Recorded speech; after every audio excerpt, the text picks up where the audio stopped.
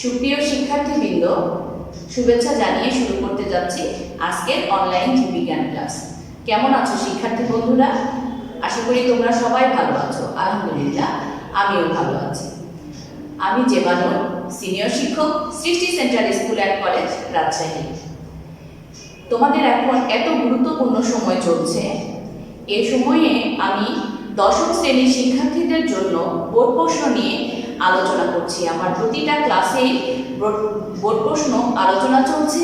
কখনো আমরা সৃজনশীল পড়ছি, কখনো আমরা এমসিকিউ পড়ছি। গতদিন আমি তোমাদেরকে পঞ্চম অধ্যায়ের সৃজনশীল প্রশ্ন উত্তর শিখিয়েছি। পড়েছো শিক্ষার্থী বন্ধুরা? নিশ্চয়ই তোমরা পড়েছো। আজকে আমি পড়াবো তোমাদের সিলেট বোর্ড 2017 বহু নির্বাচনী প্রশ্ন। তাহলে শিক্ষার্থী বন্ধুরা আসো আজকের আলোচনায় আসা যাক। আজকে আমি যে বোর্ড প্রশ্নগুলো তোমাদেরকে বলবো এবং তার সাথে আমি তোমাদেরকে সলিউশনটা দিব, কোনটা কি উত্তর। 1 নম্বর প্রশ্ন বলছে আরশোলার বৈজ্ঞানিক নাম কি? 1 নম্বর প্রশ্ন, আরশোলার বৈজ্ঞানিক নাম কি? শিক্ষার্থী বন্ধুরা, আমরা বলেছি যে আমাদের পাঠ্য বইয়ের 13 পৃষ্ঠায় যে বৈজ্ঞানিক নামগুলো আছে ওগুলো কিন্তু আমাদের সবার পড়তে হবে। তাহলে সবগুলোই পড়তে হবে। এখান থেকে তোমার এক জ্ঞান এবং এমসিকিউ প্রশ্নের মধ্যে আসে। তাহলে আমাদের আরশোলার বৈজ্ঞানিক নাম, এখানে 4টা অপশন আছে। তার মধ্যে আমাদের উত্তর হবে গ, পেরিপ্ল্যানেটা আমেরিকানা। তাহলে একের উত্তর গ, পেরিপ্ল্যানেটা আমেরিকানা। আরো যেগুলো আছে তোমার কয়ে বলছে অরিজা সার্টিফাইড কার, এটা ধানের। আবার ক্ষয়ে বলছে আর্টোকার্পাস হেটেরোফিলাস, এটা হচ্ছে কিসের? আমাদের কাঁঠাল গাছের, তাই না? এইভাবে আমাদের সবগুলো জানতে হবে। আবার ভয়ে বলছে ভিব্রিও কলেরা, কার? কলেরার। এটা আমাদের কলেরার জীবাণুর বৈজ্ঞানিক নাম। সব বৈজ্ঞানিক নামগুলো লিখবে এবং অবশ্যই হাতে লেখার সময় বৈজ্ঞানিক নামের নিচে আলাদা আলাদাভাবে দাগ দিতে হবে। 2 নম্বর প্রশ্ন শিক্ষার্থী বন্ধুরা খেয়াল করো, নিচের কোনটি উদ্ভিদ দেহে দৃঢ়তা প্রদান এবং পানি ও খনিজ লবণ পরিবহনে সাহায্য করে থাকে? তাহলে এখানে আমাদের 4টা অপশনে 4টা টিস্যু দেওয়া আছে। এগুলো কোন ধরনের টিস্যু? প্ল্যান্ট টিস্যু, অর্থাৎ উদ্ভিদ টিস্যু। এই উদ্ভিদ টিস্যুগুলোর কোনটা এই কাজ করে থাকে শিক্ষার্থী বন্ধুরা? বলতে পারবে? এখানে উত্তর হবে গ, আমাদের স্ক্লেরেনকাইমা। উত্তর হবে গ, স্ক্লেরেনকাইমা। এরপরে চলে আসছি, দেখো 3 নম্বর প্রশ্ন, সকল বহুকোষী জীব কোন মাতৃকোষ থেকে জীবন শুরু করে? সকল বহুকোষী জীব, এককোষী এবং বহুকোষী, এখানে কার কথা বলছে? বহুকোষী জীব কোন মাতৃকোষ থেকে জীবন শুরু করে? আমি একটু অপশনগুলো বলি, দেখি তোমরা একটু চিন্তা করো।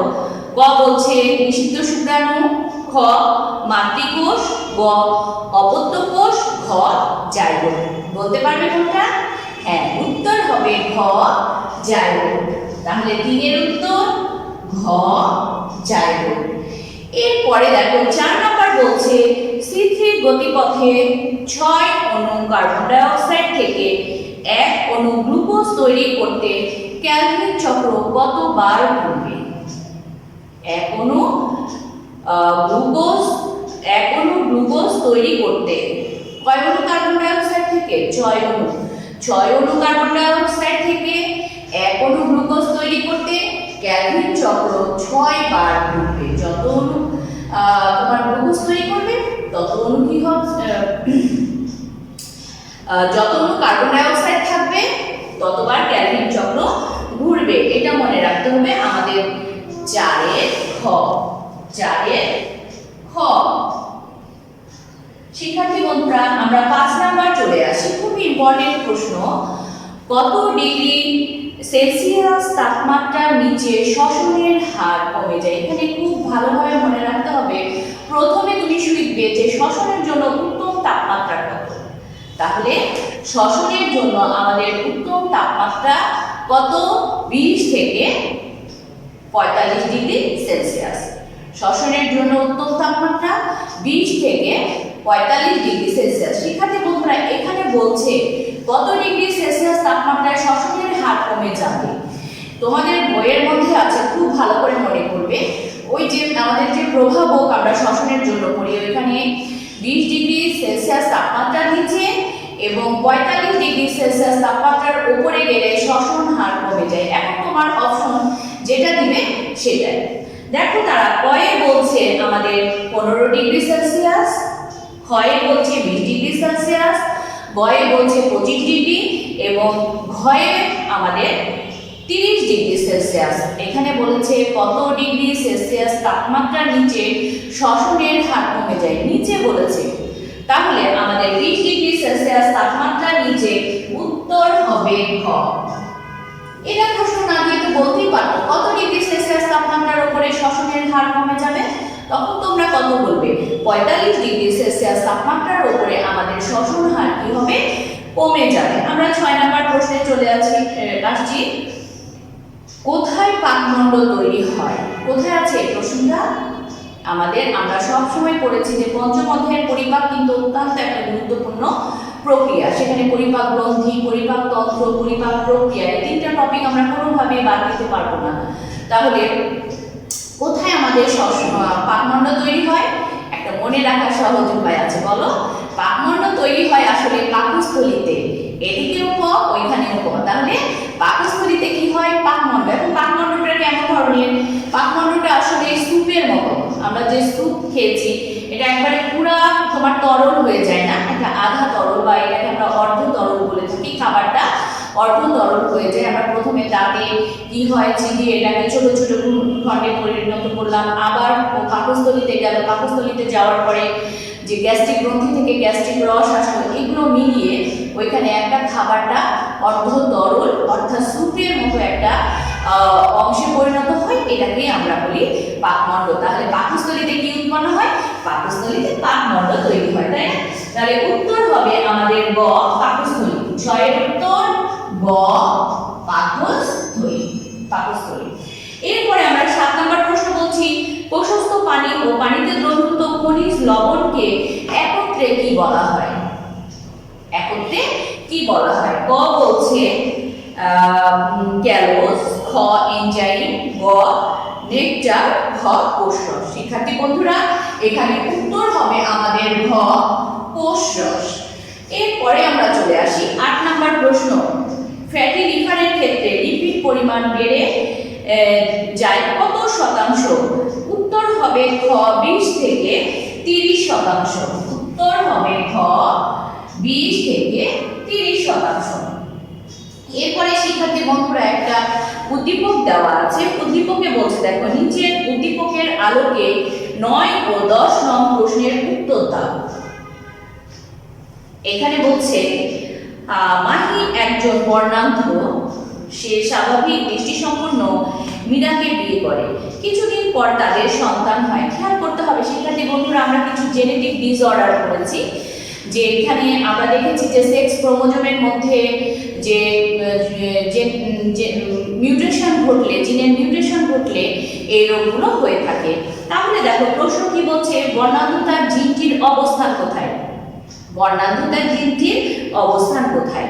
ক অটোজোম, খ সেক্স ক্রোমোজোমে, গ নিউক্লিয়াসে, খ মাইটোকন্ড্রিয়ায়।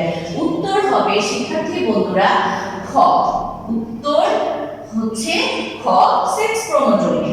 এরপরে চলে আসো, দেখো 10 নম্বর বলছে এই উদ্দীপক থেকে আমাদের প্রশ্ন হবে মাহি ও মীরার বংশধরদের মধ্যে, মাহি এবং মীরার মধ্যে যে বিবাহ হলো তাদের মধ্যে আমরা দেখছি যে কে ছিল? মাহি বর্ণান্ধ ছিল। তাহলে সেই ক্ষেত্রে এখন আমরা কেমন সন্তান পাবো? খেয়াল করো। 1 নম্বর বলছে প্রথম বংশধরের সবাই দৃষ্টিসম্পন্ন হবে। 2 নম্বর প্রথম বংশধরের পুত্র বর্ণান্ধ হবে। 3 নম্বর বলছে দ্বিতীয় বংশধরে একজন পুত্র বর্ণান্ধ হবে। শিক্ষার্থী বন্ধুরা এখানে উত্তর কিন্তু হবে 1 ও 3। আমাদের প্রথম বংশধরের সবাই কি হচ্ছে? সুস্থ, সবাই দৃষ্টি সম্পন্ন হচ্ছে। এবং যেহেতু এটা আমাদের রিসেসিভ একটা ক্যারেক্টার, এর জন্য আমরা বলছি বংশধরে একজন পুত্র কি হয়? বর্ণান্ধ হয়ে থাকে। উত্তর হবে আমাদের খ 1 ও 3। উত্তর হবে আমাদের খ 1 ও 3। এরপরে আমরা চলে আসি, দেখো 11 নম্বর প্রশ্ন বলছে নিচের কোনটি দ্বারা ফুসফুস আবৃত থাকে? আমরা বারবার শিখেছি যে প্রত্যেকটা আমাদের অঙ্গের উপরে একটা পর্দা থাকে, সে পর্দা ফুসফুসের পর্দার নাম হচ্ছে প্লুরা। ফুসফুসের পর্দার নাম প্লুরা। ফুসফুস তাহলে কোন পর্দা দিয়ে আবৃত থাকে? প্লুরা নামক পর্দা দিয়ে আবৃত থাকে। উত্তর হবে আমাদের খ প্লুরা। শিক্ষার্থী বন্ধুরা, আরো পর্দা আছে, বলো হৃৎপিণ্ডের পর্দার নাম কি মনে আছে? হৃৎপিণ্ডের পর্দার নাম হচ্ছে পেরিকার্ডিয়াম।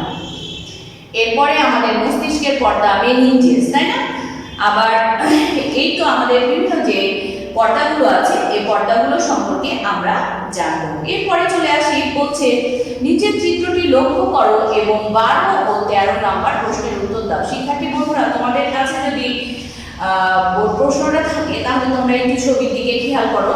এখানে আমাদের পরিপাকতন্ত্রের ছবি দেওয়া আছে এবং এই পরিপাকতন্ত্রের ছবির ভেতরে বলছে 12 নাম্বার চিত্রের বিচিহ্নিত অংশের নাম কি? আসলে চিত্রের বিচিহ্নিত অংশটি আমাদের দেহে একটি পাতার মতো একটা অঙ্গ আছে, তার নাম কি? অগ্নাশয়। তাহলে বিচিহ্নিত অংশটির নাম হচ্ছে অগ্নাশয়। 12 ক যকৃৎ, খ ডিউটেনাম, গ অগ্নাশয়, ঘ পাকস্থলী। উত্তর হবে শিক্ষার্থী বন্ধুরা অগ্নাশয়। তাহলে আমাদের দেহে যে বিচিহ্নিত অংশটির নাম হচ্ছে অগ্নাশয়। এরপরে চলে আসি 13 নাম্বার প্রশ্নে চলে আসি, চিত্রের এচিহ্নিত অংশের কাজ। চিত্রের এচিহ্নিত অংশের কাজ।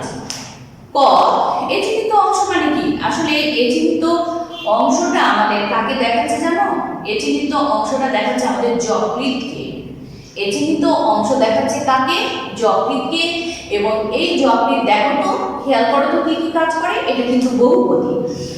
বলছে 1 নাম্বার পিত্তরস তৈরি করে, অবশ্যই এটা হবে, এটা যকৃতের কাজ। পরিপাকে অংশ নেয়, এটাও হবে। 2 নাম্বার হবে গ্লুকোজের মাত্রা নিয়ন্ত্রণ করে, এটাও হবে। তাহলে শিক্ষার্থী বন্ধুরা, তাহলে আমরা বুঝছি চিত্রে এচিহ্নিত অংশের কাজ 3টাই হবে। তাহলে উত্তর হবে আমাদের ঘ। উত্তর হবে ঘ, অর্থাৎ অপশনের 3টা কাজই কে করে থাকে? যকৃৎ করে থাকে। এরপরে খেয়াল করো শিক্ষার্থী বন্ধুরা 14 পেশি নড়াচড়ার সহায়তার জন্য স্নায়ু কোষ নিচের কোন নির্যাসটি তৈরি করে? পেশির নড়াচড়া, পেশিগুলোকে আমরা নড়াচড়া করতে পারি, মনে আছে? এখানে অপশন না দিলে দেখি বলতে পারো কিনা? হ্যাঁ, বলতে পারা যাবে। এটা হচ্ছে ডোপামিন, তাই না? এটা আমাদের ডোপামিন। ক উত্তর হবে ক ডোপামিন। 14 উত্তর ক ডোপামিন। এরপরে চলে আসে শিক্ষার্থী বন্ধুরা 15 নাম্বার প্রশ্নে, মাদকাসক্তি থেকে পরিত্রাণের উপায়। আসলে আমাদের মাদকাসক্তি থেকে পরিত্রাণের উপায় নৈতিক শিক্ষা কার্যক্রম প্রসার করা, অবশ্যই এটা হবে। নৈতিকতা ছাড়া আসলে জীবনে আমাদের কোনো জায়গায় আমরা উন্নতি করতে পারবো না। বেকারদের কর্মসংস্থানের ব্যবস্থা করা, অবশ্যই এটা করতে হবে। বেকারদের কর্মসংস্থানের অবস্থান না করলে তারা হতাশায় ভুগবে এবং তারা মাদকাসক্ত হবে। এরপরে জনসচেতনতা গড়ে তোলা ও আইনের সঠিক প্রয়োগ করা, একেবারে ঠিক। অর্থাৎ আমাদের 3টা অপশনই ঠিক হবে। উত্তর হবে তাহলে আমাদের 15 ঘ। 15 ঘ কি করতে হবে? তাদের কর্মসংস্থানের ব্যবস্থা করে দিতে হবে, তাদের জন্য আইনের কঠোর ব্যবস্থা করতে হবে, তাদের মধ্যে জনসচেতনতা গড়ে তুলতে হবে, নৈতিকতার শিক্ষা দিতে হবে। তাছাড়া আসলে মাদকাসক্তি থেকে আমরা মুক্তি পাব না। আমরা চলে আসছি এবার 16। এখানেও একটা আমরা 3টা চিত্র দেখতে পাচ্ছি। এই চিত্রগুলো তোমরা খেয়াল করবে। এই চিত্রগুলো হচ্ছে আমাদের প্ল্যান্ট টিস্যু এবং এগুলো আমাদের পরিবহন টিস্যু। এ বি সি তিনটা টিস্যু দেওয়া আছে। উদ্দীপকের বি চিত্রটির নাম কি? আমি একটু বলে দিই শিক্ষার্থী বন্ধুরা। এ হচ্ছে ট্রাকিট, বি হচ্ছে ভেসেল, সি হচ্ছে আমাদের এখানে স্ক্লেন্ডার জাইলেম ফাইবার। এই তিনটা যে আমাদের টিস্যু আছে তার ভিতরে বলছে, আমি বিতে বলেছি তোমাদের ভেসেল, তাহলে উদ্দীপকের বি চিত্রটির নাম কি? উত্তর হবে ক। উত্তর ক, বি চিত্রটি আমাদের কি? ভেসেল। উদ্দীপকের বি চিত্রটি ভেসেল। ঠিক আছে, ভেসেল টিস্যু তো চেনা আছে। এটা ঠিক মোটা, খাটো এবং চোঙের মতো, এবং এগুলো একটার উপর আরেকটা সজ্জিত হয়ে ফাঁকা নলের সৃষ্টি করে। 17 নম্বর, উদ্দীপকের এ বি ও সি চিত্রের কোষগুলো উদ্ভিদের পরিবহন টিস্যু জাইলেমের উপাদান। পানি ও খনিজ লবণ মাটি থেকে পাতায় পরিবহন করে, কার্বন ডাই অক্সাইড গ্রহণ করে অক্সিজেন ত্যাগ করে। এটা কি হবে? এটা কি টিস্যু কাজ করে? এটা হবে না। তাহলে শিক্ষার্থী বন্ধুরা উত্তর হবে আমাদের 1 ও 3, অর্থাৎ উত্তর হবে 1 ও 3 না, উত্তর হবে আমাদের 1 ও 2। তাহলে 17 ক, উত্তর হবে 1 ও 2। কি কি? সে কি করছে? উদ্ভিদের পরিবহন টিস্যু জাইলেমের উপাদান এগুলো, পানি এবং খনিজ লবণ মাটি থেকে পাতায় নেয়। তো একেবারে সঠিক। 18 নম্বরে চলে আসে শিক্ষার্থী বন্ধুরা। কয়টি দেশে এইডস এর বিস্তার ঘটেছে? মনে আছে? খুব সহজ একটা উত্তর। 164টি দেশে কি ঘটেছে? আমাদের এইডস এর বিস্তার ঘটেছে। কতটি দেশে? 164টি দেশে। উত্তর হবে গ। 19 নম্বর প্রশ্ন, এপিপেটালাস 19 স্তবক নিচের কোনটিতে? মনে আছে? এটা আমাদের উত্তর হবে খ, ভ্রূতরা। এপিপেটালাস, উত্তর হবে খ, এপিপেটালাস। শিক্ষার্থী বন্ধুরা 20 নম্বর প্রশ্ন, the origin of species by means of natural selection বইটি কে লিখেছে? মনে আছে? Charles Darwin. এখন এখানে প্রশ্ন করেছে তারা বইটি কত সালে প্রকাশিত হয়? শিক্ষার্থী বন্ধুরা উত্তর হবে আমাদের গ। উত্তর হবে 20 এর উত্তর হবে গ। কত? 1859। বইটি কত সালে প্রকাশিত হয়? 1859 সালে। 21 নাম্বার, ঋণাত্মক আন্তঃক্রিয়াকে কত ভাগে ভাগ করা হয়? ঋণাত্মক আন্তঃক্রিয়া দুই ধরনের, একটা ধনাত্মক এবং আরেকটা ঋণাত্মক। এখন দেখো ঋণাত্মক আন্তঃক্রিয়াকে কয় ভাগে ভাগ করছে? ঋণাত্মক আন্তঃক্রিয়াকে 3 ভাগে ভাগ করছে।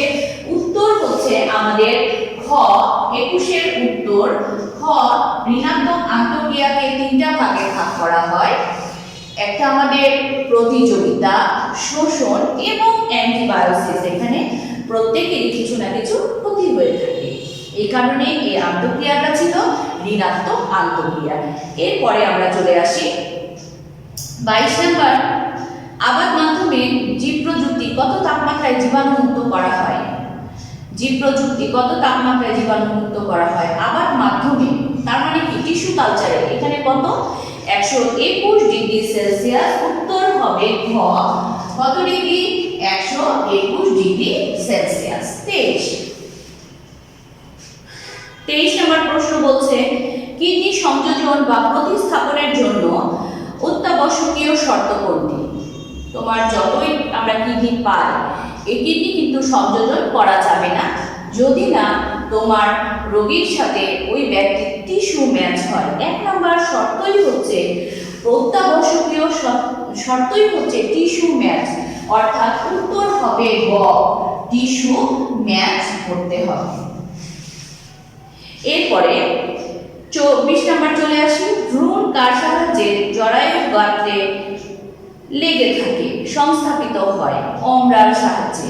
উত্তর হবে আমাদের ঘ, অমরার সাহায্যে। কার সাহায্যে লেগে থাকে? তাহলে ভ্রূণটা কার সাহায্যে লেগে থাকে? অমরার সাহায্যে জরায়ুর গাত্রে সংস্থাপিত হয়। এরপরে 25 নাম্বার বলছে নিচের কোন উদ্ভিদের শোষণ ঘটে। একটু আগে আমি আন্তঃক্রিয়া বললাম, ঋণাত্মক আন্তঃক্রিয়ার মধ্যে 3 ধরনের আন্তঃক্রিয়া: শোষণ, প্রতিযোগিতা এবং অ্যান্টিবায়োসিস। তাহলে শিক্ষার্থী বন্ধুরা দেখো, নিচের কোন উদ্ভিদের শোষণ ঘটছে? উত্তর আমাদের ক, স্বর্ণলতা। উত্তর আমাদের ক। এখানে তোমাদের আন্তঃক্রিয়া থেকে প্রত্যেকবার কিন্তু একটা না একটা এমসিকিউ দিবে, এত ইম্পর্টেন্ট আন্তঃক্রিয়া। এবং এখানে যে ধনাত্মক মিউচুয়ালিজম, কমনসেলিজম, এগুলোর সাথে সাথে আমাদের ঋণাত্মক আন্তঃক্রিয়াগুলো আমাদের উদাহরণগুলো কি হয় এমসিকিউ এ দিয়ে দেয়।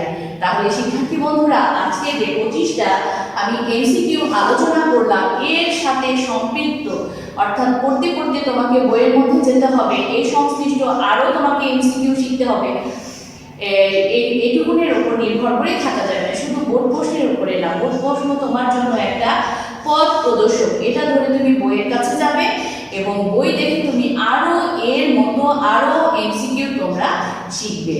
তাহলে এই যে এমসিকিউ প্রশ্নটা ভালো ফলাফলের জন্য অত্যন্ত গুরুত্ব দিয়ে পড়বে। তুমি এমসিকিউ এ যখন 25টা এমসিকিউ ঠিক করবে, তোমার সৃজনশীলে তুমি একটু ভালো করলেই কিন্তু আমাদের মোটামুটি একটা আমরা 90 আপ আমরা মার্কস পাবো। তোমরা সবাই ভালো করে মূল বই, বোর্ড প্রশ্ন সবকিছু ভালো করে পড়বে। সবাই ভালো থাকো, সুস্থ থাকো এবং আগামী ক্লাসের আমন্ত্রণ জানিয়ে আমি এখানেই বিদায় নিচ্ছি। আল্লাহ হাফেজ।